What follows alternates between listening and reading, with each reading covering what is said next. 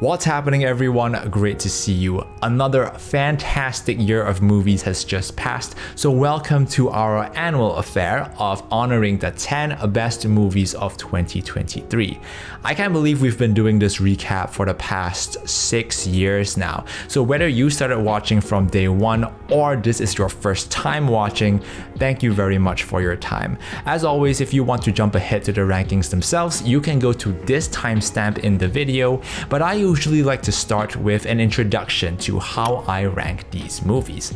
Now obviously this list is based on my personal opinion, so you may have your own top 10 list, and that's okay. That's the beauty of watching movies and interpreting art. It's all subjective. But I have seen dozens and dozens of movies this year, and I usually have 3 criteria to score movies on. First, filmmaking quality, which is how well the film is written, directed, shot, acted, scored, all the tangible technical stuff. Second, emotional impact. How does a film make you feel? Does it make you laugh, cry, or reflect on the meaning of life?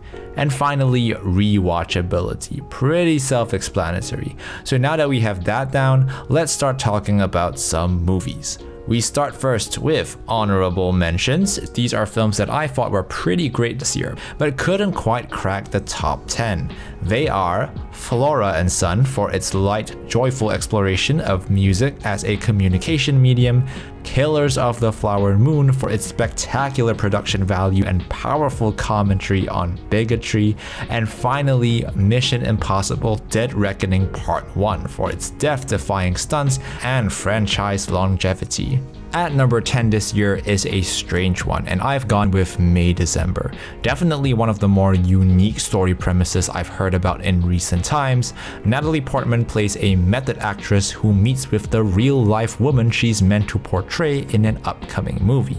And we learn that this real-life woman, played by Julianne Moore, had a pretty dark past. The movie itself is so weird and off-kilter, but at the same time very profound, as if it's trying to point out how terrible life can be for others, while also poking fun at how superficial we can be when dealing with these deep topics.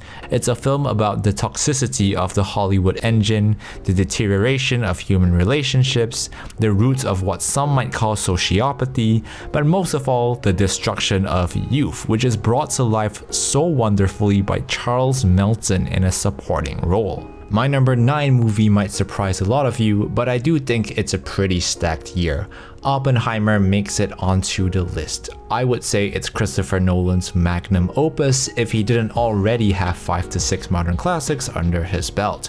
Oppenheimer is as riveting as a biopic about the father of the atomic bomb can be, with superb performances from Cillian Murphy and Robert Downey Jr., as well as a fantastic Ludwig Göransson score. The 3 hours just flies by, and I think we can expect this to be the center of a lot of Oscars conversations. And I would not be mad if it won Best Picture. The film has a pretty timeless message too, about how fear and tribalism will always ensure that the actions of mankind will ultimately be our downfall. And what better way to land that message than with an origin story about nuclear proliferation? It's a captivating film. At number 8 on this list is a much smaller film.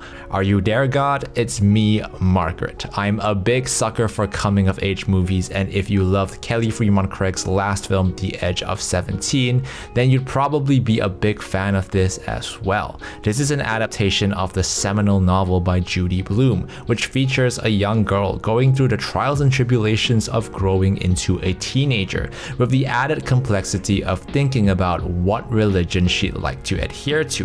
What I love about this film is how honest and genuine it is. It never shies away from asking some difficult questions about the values we pass down from generation to generation, and does a great job towing the line between religion and spirituality.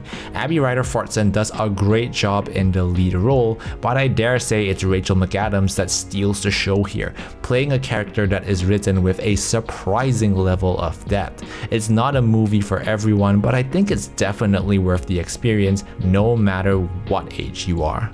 The 7th best movie of the year was probably my number 1 for the first few months of the year, and that was Air, a movie I have no problem recommending to any of my friends.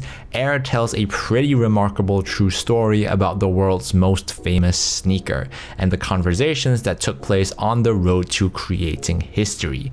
Never before have boardroom presentations looked so exciting in a movie, and that's credit to Ben Affleck's direction. I thought the pace of the movie was absolutely electric, and despite it not being about a sports team, I think the team we do follow in the film is equally as inspiring, with the strategy, spirit, determination, and passion that any championship-winning coach would be proud of.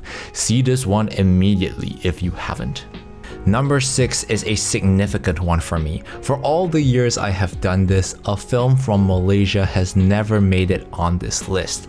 But Imagineur ensures that trend does not continue. A foreign film to a lot of you, but a local one for me. Imagineur follows your average down on his luck guy as he seeks therapy from a recently failed relationship. But things go off the rails pretty quickly, and I can safely say upon multiple viewings that the film is tonally consistent, emotionally resonant, and expertly put together in a way that few films are. With a budget that is probably a fraction of even Hollywood indies, it's amazing how strong storytelling and killer editing can make Nick Amir Mustafa's sci-fi drama one to remember. It has some pretty deep things to say about memory and the role it has to play in shaping the stories we tell ourselves across our lives.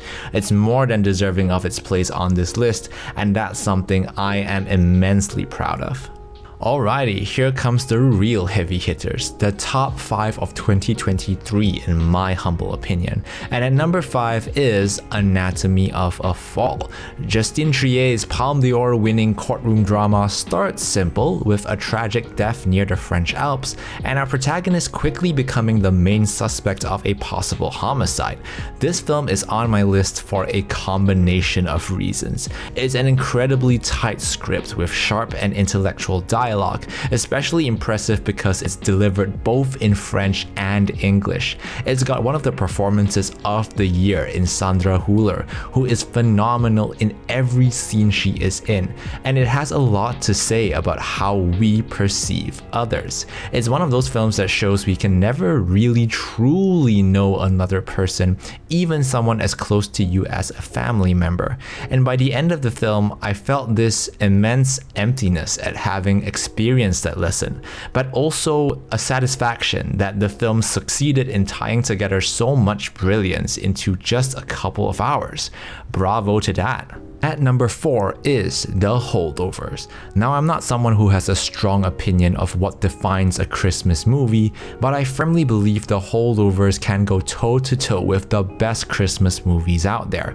Alexander Payne returns to the director's chair, with Paul Giamatti playing this grumpy old history teacher at a posh boarding school, who starts to bond with a student who has been forced to stay at the school over Christmas. The one word that you'll probably hear associated a lot with this film is warm. If this film was a drink, it would be a warm cup of tea on a snowy evening. The story, the dialogue, and the characters, they all feel so sincere, despite the very obvious darkness they all carry with them. Even the look and feel of this film is designed to give you a cozy feeling, like this 70s style Hallmark movie. It's a classic film about lost souls from very different backgrounds, finding each other and learning to adapt to the personal tragedies each has experienced. I love films that showcase the power of empathy and human connection, and the fact that The Holdovers has so much of this earns it a high placing on my list. And speaking of empathy, at number 3 is probably one of the most emotionally mature movies I have watched in the past decade. Past Lives is honestly unlike any film I have ever seen before. It borrows so much from the personal experience of writer-director Celine Song that there is an overwhelming sense of authenticity emanating from each frame. It follows a decades-long relationship between two childhood sweethearts, tracking their individual journeys through life after one of them moves to Canada with her family. Now, I once heard a film critic say that Past Lives is unique because it becomes a different movie depending on who's watching it. The movie itself is a different experience depending on what you bring to the table. And that, in a single reason, is why I think movies are beautiful. Why they can be a mirror to our society, but also a platform for us to have more meaningful conversations about ourselves as individuals. There is so much silence in past lives, and that, in a way, is the point. It's the things left unsaid that carry so much weight, inviting us to fill in the blanks with all our own complex emotions. It is truly a stunning showcase of love, empathy, and grace rarely seen in media today, and I implore anyone who hasn't seen it to do so immediately. My top 2 are pretty close this year, and some of you were probably expecting my number 2 film to be my number 1. But make no mistake when I say that Spider-Man Across the Spider-Verse is a masterpiece.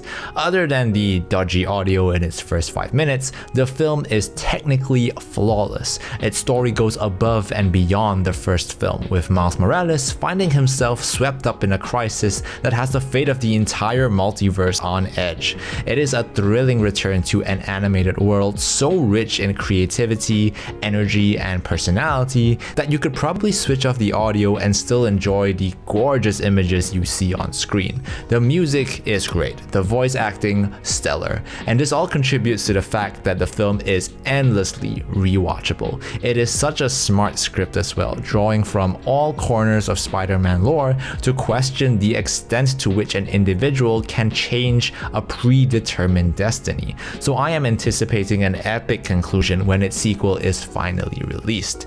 It would be a bit of a disservice to call this the Empire Strikes Back of the Spider-Verse trilogy, but I feel like that's the level of conversation we need to be having here. An amazing, amazing movie. And so here we are, my favorite film of 2023. A lot of people are surprised when I tell them just how much I enjoyed Barbie, but I've thought long and hard about this, and really, no film has made me laugh out loud, but also tear up more this year than Barbie has. I don't think many people were expecting the story that eventually came from Greta Gerwig and Noah Baumbach, so it was a surprise that a film based on a toy was so ambitious in its scope and delivered excellence on so many fronts. I mean, it had no right to be this good, and I for one am a huge admirer of films that can take lots of big swings and knock so many things out of the park at once. It's a film that is so smart that it hides so many of its subtle messages under a lot of its big obvious ones. It's a film about existentialism and purpose, about the roles of gender in society, about our relationship with symbols. It's also a conversation between different generations and how the progress of society causes friction between the belief systems of parents and their children. And what Barbie achieves so masterfully is a film that juggles all these ideas in sufficient depth and drapes a thick layer of fun over all of it. I mean, who can forget the Dance the Night sequence or the I'm Just Ken musical number? They're instantly iconic. The first time I saw the film, I wrote that Barbie was funny, relevant, and deeply emotional, and could only be described as a wildly entertaining triumph. And I'm happy to say that after months of amazing movies, Barbie still triumphs as my favorite film of the year. And there we have it, the 10 best movies of 2023 in my humble opinion. But now it's over to you. What did you think of my picks, and what were your favorite films this year? Drop your list down in the comments below. Really looking forward to seeing what you have to say. I'll be back with another video, so until then, stay safe, stay hyped, and I'll see you next time.